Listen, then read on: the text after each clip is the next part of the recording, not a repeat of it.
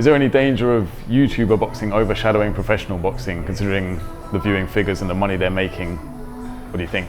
Professional boxing will always have its own place in the echelons. Yeah, it's funny because with the YouTube boxing and them having their audience, them making their money, and I know some traditional, boxing fans and even boxers, they kind of go sideways in terms of they're like, what is that? It's kind of overshadowing what we're doing and it's kind of disrespectful. But when I came through, you remember, I came through from the Olympics.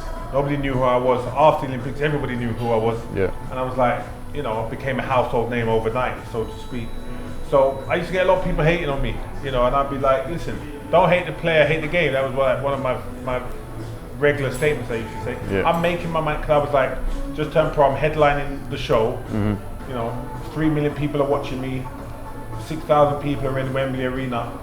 And don't hate on me, I'm shining my light, making my money. Yeah. I took control, and that's what these YouTubers are doing.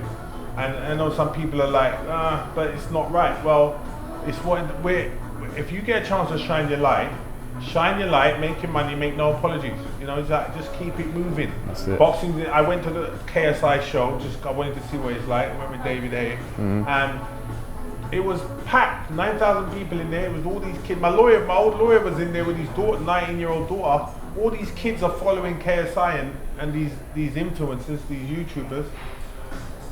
They're making money. They're saying boxing. It is boxing. I mean, the main event and 3 of the fights were decent for what it was. Yeah. Amateur boxing or white collar boxing, whatever. That's what it is. It's not like professional boxing. It's not even amateur boxing. It's white collar boxing that has a place. Yeah. And the fact that they're bringing eyes to the sport, the fact that they're making money, the fact that they have an audience that want to see them, you can't hate on it. Just like when I came through headlining my shows, you can't hate on it. I'm shining my light. I created this pathway. That's it. They've created this pathway. They're like influencers, and they say, okay, now we want to box. You can't, and the fans say, oh, we want to watch it. That's an interaction. It's supply and demand. It's very simple business economics 101. Yeah. So the two can coexist alongside each other, can't they? Yeah. And it's like the same as UFC. It's supply. People want to see it. They want to see boxing. They want to see UFC. They can coexist. We don't need to say, well, it's this or that. No, it's just not how life works, And people just got to get the old traditionalist. It's okay. And even the boxers, you can learn from the YouTubers, about building your audience. You can't just be in the gym focused on fighting. Yeah. Put out an Instagram post, how you're doing. Do an update on Twitter about some of your thoughts. Share some of your thoughts. You've got to be more engaging. Yeah.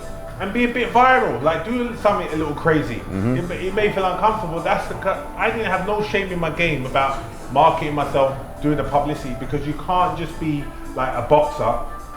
Learn from these YouTubers and stuff about creating content, because that's what it's about ultimately. Create content, monetize it, make your money and get out. Someone who was great at doing exactly that, Floyd Mayweather. He's still prolonging his career. He's fighting in these exhibition matches. John got his grandson next in June. Do you feel though he's at risk of damaging his legacy potentially by losing one of these matches, or just the fact that it's not a real match, or do you think his legacy is there, written in stone now, it doesn't affect him? Yeah, I mean, fighting wise, Floyd's legacy is very secure as what he done in the ring. Fighting the best of the best, unbeaten. You got to put him right up there pound for pound for what he done in his career. What he's doing now is just, again, using his influence. He's an influencer. Now I don't want to be I don't need to go down that road again of being a boxer. Being fighting for belts. I've won all the belts I can want to win. I'm now at the age where I'm older, I'm not as sharp, so what can I do to still use my influence to make money? That's what he's doing. He's finding other influencers who he can match that will make him money.